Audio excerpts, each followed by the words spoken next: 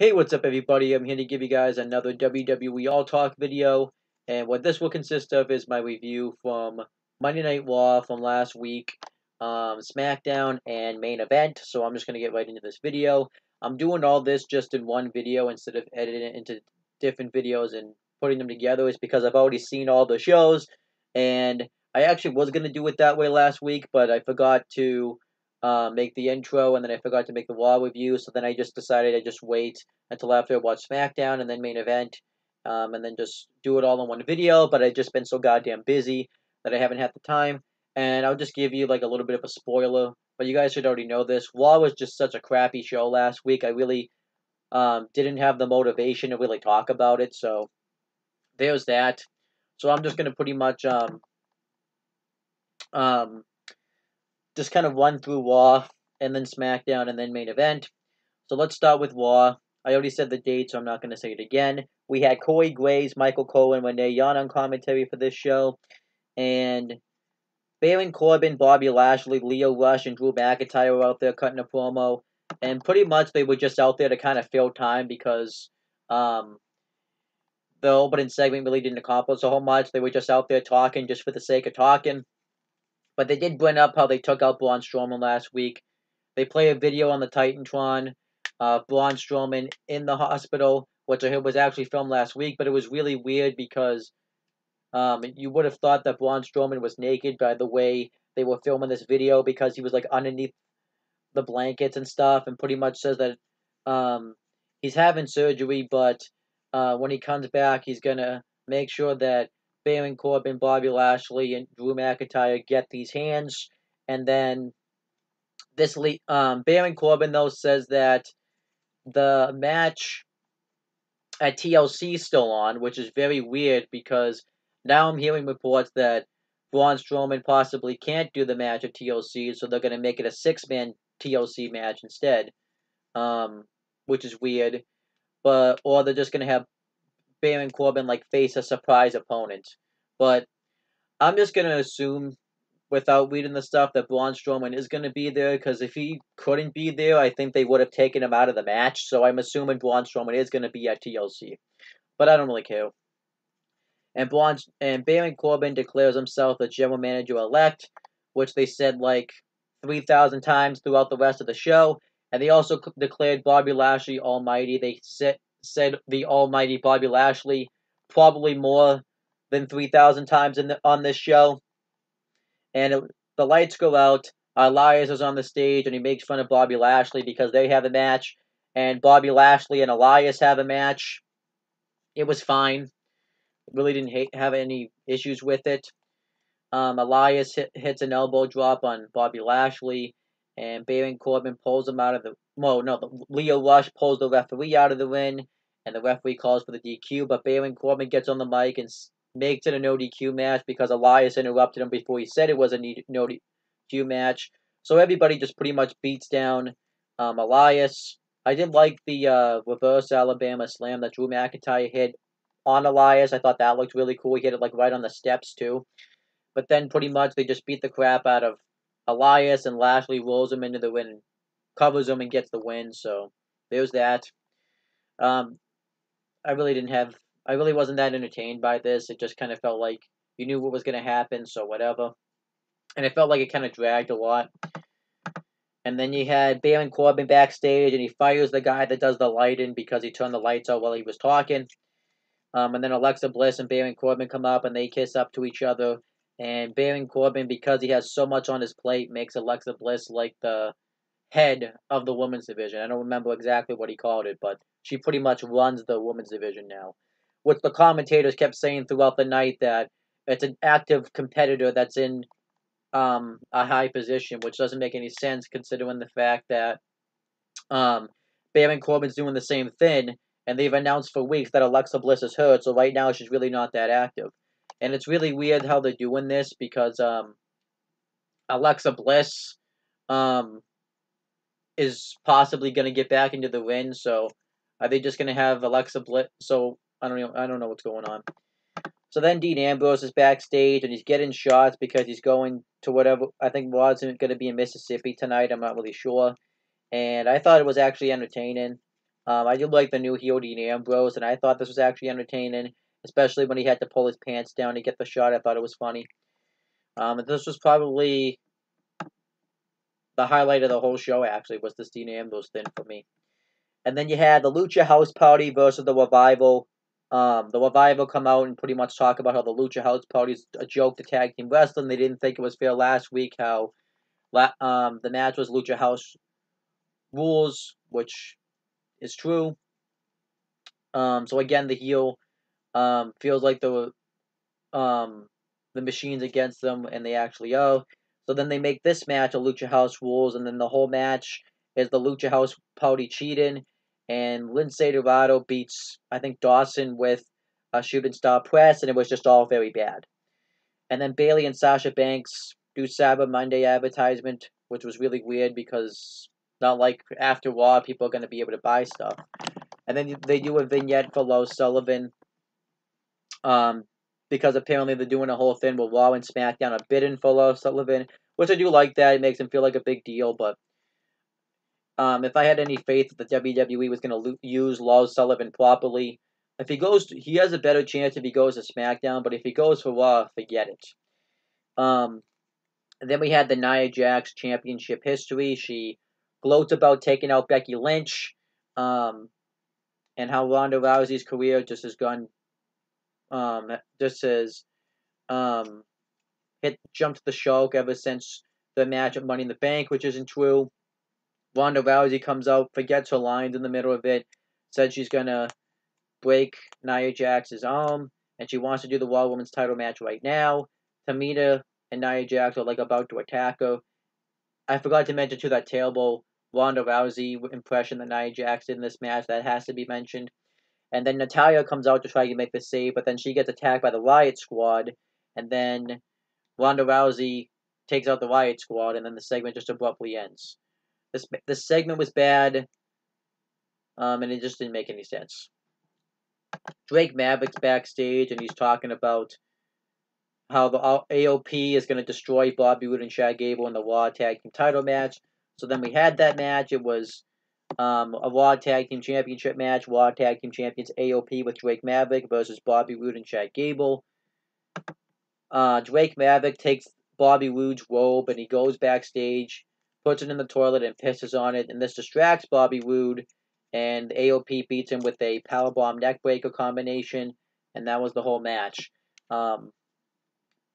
AOP's a joke, Roode and Gable are a joke, and they're making Drake Maverick a joke.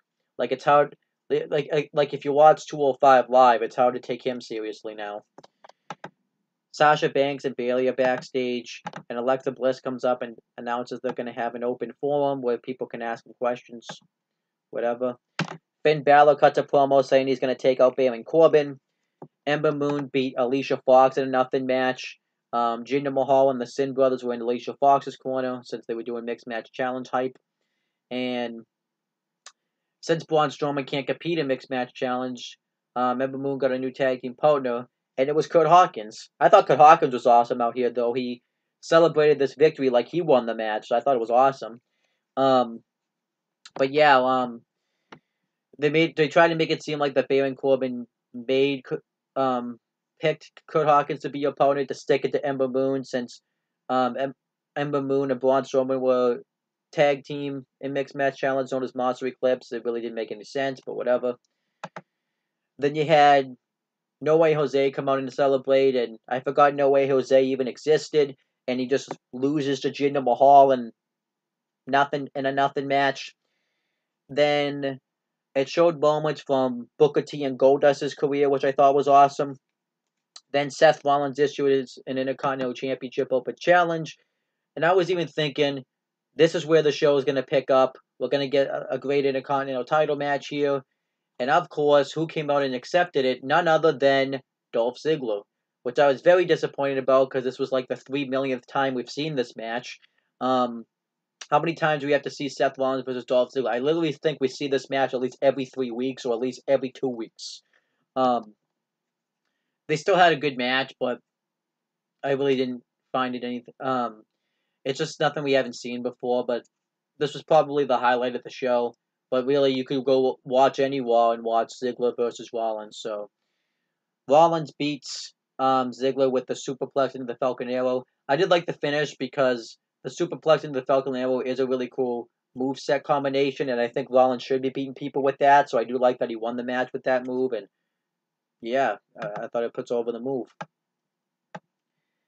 Then you had Alexa Bliss presents Bayley and Sasha Banks' open forum, and obviously the question that was asked was a fan plant question where they get asked what they would do to change the Raw Women's division. They pretty much say they want Alexa Bliss off the Raw Women's division, and then they get attacked by like all the heels like Mickie James, Dana Brooke, who was randomly a heel even though she was a babyface at Starrcade, Alicia Fox, I think, I don't remember. But they get attacked by heels, and Bayley and Sasha Banks fight them off, which the heels weren't very effective, and this Bayley and Sasha Banks shit needs to stop. Then we had Finn Balor versus Baron Corbin. Baron Corbin beats him. What happens is when Finn Balor's winning the match, Baron Corbin changes the match to a handicap match, and McIntyre comes out and just immediately beats Finn Balor. And then Corbin, Lashley, and McIntyre just beat the crap out of Finn Balor, and then the show goes off the air. And this probably is the worst Raw of the year. Don't ever watch this Raw. It's crap. There's really nothing on Raw you really need to see. The only thing I liked on Raw was the Intercontinental title match, but that's a match we've seen 3,000 times. There's nothing on Raw you can look back and say we need to see this again. Like there's really, if you missed this Raw, you didn't miss anything. So I'm giving Raw an F. It sucked. And I do have an announcement at the end of the video that I will make. Then we have SmackDown, which was a much better show than Raw. I actually thought SmackDown was really good. We had Corey Graves, Tom Phillips, and Byron Saxton on commentary for this show. And Paige cuts a promo, and she brings back Becky Lynch. And I gotta say, I like Becky Lynch. Becky Lynch is exactly what she should be. I'm thinking she's a babyface because she acted like a babyface, and Charlotte Flair's a heel. But it's really tough to say what Charlotte Flair is. I think she's a tweener because she just has a little bit of an edge behind her. So, yeah. Becky Lynch comes out and talks about how she was upset that she wasn't allowed to compete at Survivor Series or on WWE programming. So, Charlotte Flair comes out because Becky Lynch calls her out, and they exchange jabs on each other. I do like the jab when Becky Lynch said that Charlotte Flair is now trying to act like her, and Charlotte Flair says that Becky Lynch is trying to act like her old man. So I did like that. So Paige makes a TLC match, which is going to be the first ever TLC match for the woman. It's going to be Becky Lynch versus Charlotte Flair, which I was excited about it, but I was kind of like, well, that kind of made the last woman standing match pointless. But I think, obviously they plans are changing pretty much. So yeah. So then, pretty much all the heels come out. It was the Iconics, Mandy Rose, and Sonya Deville, and I think I might have missed somebody, but and Zelina Vega. And they don't think it's fair that Charlotte Flair and Becky Lynch get all the opportunities to showcase themselves. So they want it in the SmackDown Women's Title match, and then all the faces come out, being Naomi, Carmella, Lana, Asuka, and I missed somebody, but whoever the fifth face on the women's division is. And they pretty much want an opportunity, so Paige makes a huge battle royal where the winner would get into the TLC match. And I actually like this segment. While it was like, let's just throw all the women in one segment, I did like the premise of the segment. I did like that all the women were just mad, so I liked it. And then the Usos cut a backstage promo on the ball. And then it showed a video package of Glamorella, which I, obviously with Santino Morello and Beth Phoenix, and watching that made me miss heel Santino. I thought heel Santino was awesome. And then you had the Usos versus the Bar. I wrote with the Big Show because I thought the Big Show was coming out, but apparently that didn't happen. So the Bar apparently they showed a video earlier in the day that the Bar was upset with the Big Show that they didn't help them out during their Thanksgiving street fight. So they pretty much went off on Big Show, and Big Show knocked out Cesaro, which now they're split up. So then I asked the question, why did Big Show and join forces with the Bar to begin with? Why did Big Show turn heel? But now we can say that the Big Show has now turned face for the 34th time. So there you go. Well, not actually. He's at least turned from face to heel, or face to, he's changed again for the 34th time. But I thought the Usos and the Bar had a really good SmackDown, had a really good match. I thought the uppercuts of that the Cesaro was hitting on the Usos was really cool, and the Usos win when they hit I believe a splash on Sheamus for the win. And yeah, I'm assuming it's leading. Well, I already know the TLC card. I will say the updated card at the end of the video. Um, but yeah, I am happy that the Usos got a win and they actually got some TV time, because the Usos have really needed it. Then the New Day are backstage, and they're making fun of the Miz for losing that enhancement match last week. So the Miz says that he's gonna go backstage, and he's gonna go ask Shane McMahon for a match with one of them. And I did like the jokes they made with them asking who they got pinned, and they said Kyrie Sane and showed a picture of Kyrie Sane, and when they said Kane, Xavier Woods would sing Kane's old lyrics. I forget the name of it off the top of my head, but it was the theme song that he had that had lyrics, so I thought that was funny. And then AJ Styles responds to the new Daniel Bryan. Pretty much AJ Styles is upset that he lost the WWE title, because the time that he wasn't the champion feels longer than the time that he was the champion. And he says that people also have been obsessed with his balls, and he's upset that the new Daniel Bryan wasn't at any of the live events. So on SmackDown tonight, when AJ Styles was the WWE champion, he never missed an event, which isn't true, but I'm just going to go with it. And he says that at TLC, he's going to take back his WWE championship. I love this segment. I thought it was great. I thought AJ Styles did really good, so I liked it. Then we had another Lars Sullivan vignette, and then we were supposed to have Shinsuke Nakamura versus Rusev, but before the match started, Nakamura strikes Rusev in the back of the head with a Kinshasa, and then hits another Kinshasa on Rusev. And I'm happy about this, because now Shinsuke Nakamura finally has something to do. He's finally in a feud, so I'm happy about that. And then we had a 20-year celebration for Jeff Hardy, because it was that day that it was 20 years since he signed his WWE contract. Michael Cole's out there and about to interview him and stuff, and they show a video package of everything that Jeff Hardy's ever done in his, at least WWE career, not in his Impact or anything like that career. And he cuts a promo saying that he can't believe he did half of that stuff, and it's been a real thrill and a real roller coaster in his wrestling career, and he's happy to be there. And pretty much everybody was on the stage. So I was even wondering when I saw this at the time if they were gonna have like Samoa Joe run out or somebody run out and attack Jeff Hardy. But when everybody was on the stage, I thought they were gonna kind of just let they were just gonna let the segment play out. But no, Samoa Joe actually comes out, and he makes fun of Jeff Hardy's alcoholic history pretty much, which I thought was pretty funny. And he pretty much started a feud with Jeff Hardy, and I'm excited about this. I think it makes sense for them to be in a feud together. I kind of figured this was going to be the direction that they went, after the whole Crown Jewel fiasco and the Raw versus SmackDown was over. I figured they would do Jeff Hardy and Samoa Joe in a feud, and I'm happy they're doing that. It gives something for both guys to do, and I actually think it makes sense for them to feud, so I like it.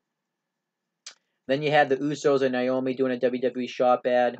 And then we had Kofi Kingston with Big E and Xavier Woods versus The Miz. Really wasn't that entertained with this match. I thought it was not a very good utilization for The Miz. Kofi beats him with Trouble in Paradise after Big E and Xavier Woods keep interfering, and it made me question why The Miz is the heel and the New Day's the faces. Then Randy Orton cuts a promo, and he still has the mask from Rey Mysterio, and he says that he doesn't give a damn about the heritage and the culture of the luchador mask. He just wants to erase Rey Mysterio from WWE. Rey Mysterio comes out and attacks Randy Orton.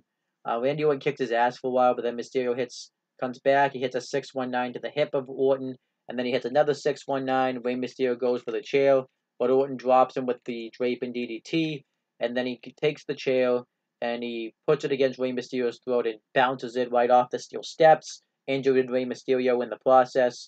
And I'm actually excited about this. I'm excited about this feud. Um, and yeah, I'm guessing this is going to lead to at TLC a chairs match. I don't know if they're going to do that whole stipulation where they're going to do the chairs match, then the tables match, then the TLC match, and then the ladder match. But I would like to see. I mean, it would make sense for this to be a chairs match because Randy Orton's been trying to take out Rey Mysterio with a steel chair, so I think that makes sense. Then Shane McMahon's backstage, and the Miz is upset that Shane McMahon didn't come out and help him against the New Day, and Shane McMahon really isn't paying attention, and it was just not that good of a backstage segment. I'm really not that excited about the Miz Shane McMahon feud. I don't really know what's going on with the Miz because I'm hearing that he's possibly turning face, but then he's doing the stuff like this. I don't know what's going on with the Miz. I honestly don't. And then we had the Women's Battle Royal where the winner joins the TLC match for the SmackDown Women's title. Fine Battle Royal. I didn't pay attention to some of it though because Kurt Hawkins was on the Mixed Match Challenge getting interviewed, and when Kurt Hawkins is on TV, I'm watching because he's awesome. And pretty much though, it comes down to Asuka and Sonya Deville. And Asuka eliminates Sonya Deville, and she earns her way in the Battle Royal. So now at TLC, it's going to be a triple threat match for the SmackDown Women's Championship. It's going to be Asuka versus Charlotte Flair versus Becky Lynch. Which I'm excited about that match a lot. I think that match is going to be real good. It's probably the match I'm looking forward to. Well, it's the second most on the show. I'm looking forward to most to Ambrose versus Rollins, but it's probably one of the matches I'm looking forward to the most on the show. And I think that match actually might be the match of the night. Either that or Ambrose versus Rollins, but I'm really looking forward to this match. And it makes me question what's going to happen because I actually could see Becky Lynch losing the SmackDown Women's title, and so that way she can face Ronda, and win the Women's Royal Rumble. So I think there's a lot of twists and turns that could happen with that match. So I think that match is very unpredictable actually. So I'm excited about that match. And that was SmackDown. I really like SmackDown though. I thought it was a really good show. I thought that they did a really good job of setting up new feuds, and it just feels like at least on SmackDown that everybody at least has something to do. At least it felt like that on this show. Maybe not so much the Miz and the New Day, but everybody else felt like they had something to do. And there really wasn't anything I hated on Well, the only thing I really hated on SmackDown was that Miz, New Day stuff and Big Show leaving the ball for no reason. But other than that, everything else was I thought fine on SmackDown. So I'm gonna give SmackDown I thought it was a really good show. I'm gonna give it I'm gonna give it a solid B. I thought it was a really good show. And then on to main event, which took place on November 28th, 2018. We had Nigel McGuinness and Vic Joseph on commentary for this show. First match was Titus O'Neil versus Mojo Rawley. Wasn't really all that good. You have Titus O'Neil, who was in his 40s, going up against a guy that against Mojo Rawley, who can't wrestle. And Titus O'Neil won with the Clash of the Titles, which I actually was surprised about. I thought they would have given the win to Mojo Rawley. But I was happy Titus went over. I don't like Mojo Rawley. Never did, so happy for Titus O'Neil. Push Titus, he's awesome. Then you had the main event of main event. You had probably the closest that Zack Ryder's ever going to come to main event in a show, unless it's like a Royal Rumble or something. Zack Ryder and the B Team versus Tyler Breeze and the Ascension. This match was weird.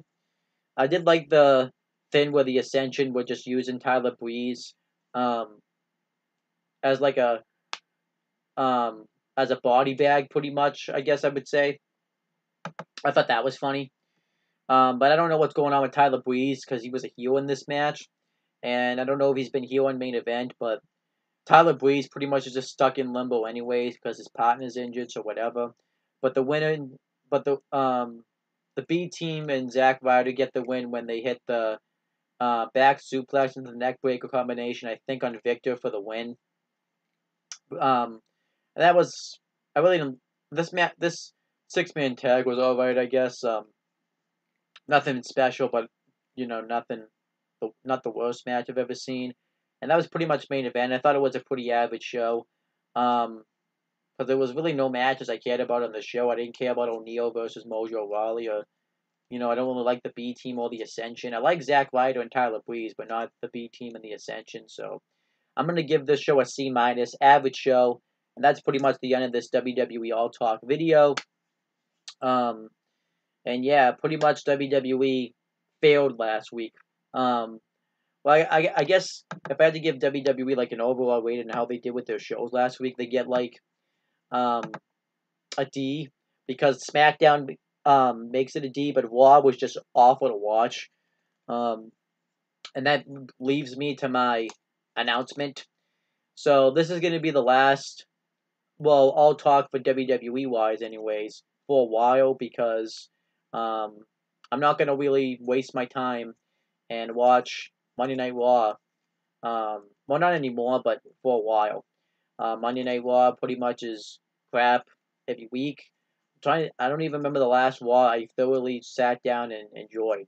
Um, Raw is a crappy show, and I don't know. It's got to be the worst TV, which is really weird because the same company that writes Raw and produces Raw produces SmackDown, and I like SmackDown every week. So I've decided that um, I'm gonna boycott Raw. I'm not gonna watch Raw tonight. I'm not gonna watch Raw next week, and I'm not gonna watch Raw probably for the rest of the year, mainly because it's December.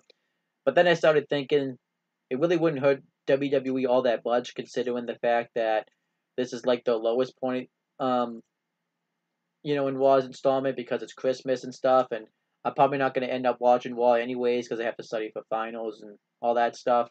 So I've decided that I'm not gonna. I will watch Raw again. I'm not gonna never watch Raw, but I've decided that I'm gonna take a month break from Raw. So I've decided that and I have a date. Um, I'm not gonna watch Raw until January 28th, 2019, which is pretty much the night after the Royal Rumble. Now, obviously, I was gonna do the go home edition, but I've decided I'm not gonna waste I'm going on winter break in like a couple of weeks. I ain't gonna waste my winter break watching any of Monday Night Raw. Um, so pretty much what's gonna happen is, um, I'm gonna spend my winter break watching things I enjoy. So until after and until after my winter break, um, I'll start watching Raw again. The first Raw after winter break is January 28th, 2018. So no more Monday Night Raw for me until January 28th, 2018. And main event. I'm not going to waste my time on main event either. But, um, yeah.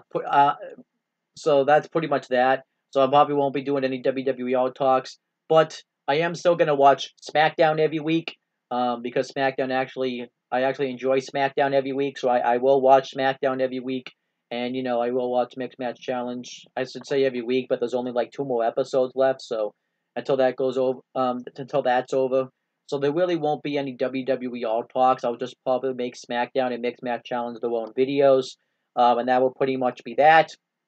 But yeah, it's starting this week until January 28th, 2018. I will not be watching any Monday Night Raw.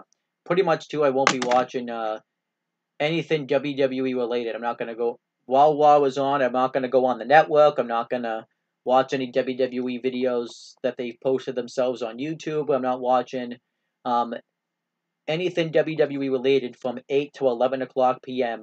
on Monday nights. So maybe you'll get some other videos on this channel or my CM Brothers and on the Talkinator channels, which you should totally check out. But yeah, so pretty much I won't be watching Raw for a little bit over a month. So, um, and then obviously once WrestleMania season starts, I'll start watching Raw again, and then we'll see what happens a couple of weeks maybe after the Superstar Shakeup. I probably won't watch Raw again, but we'll see what happens. But that's pretty much the end of this video. Thank you guys for watching this video. Please make sure you guys like, comment, and share this video so people will watch it. Make sure you guys subscribe to this channel for more content and click on the bell so that way every time I upload a video, you guys will get the notifications for it. Make sure you guys do the same thing. Well, I already promoted those channels, so I won't promote them again. And I'll be back at some point, probably tomorrow, for my SmackDown and Mixed Match Challenge review. And I'm going to upload last week's episode of Mixed Match Challenge as this video is uploading. So that's pretty much it, guys. Talk to you later.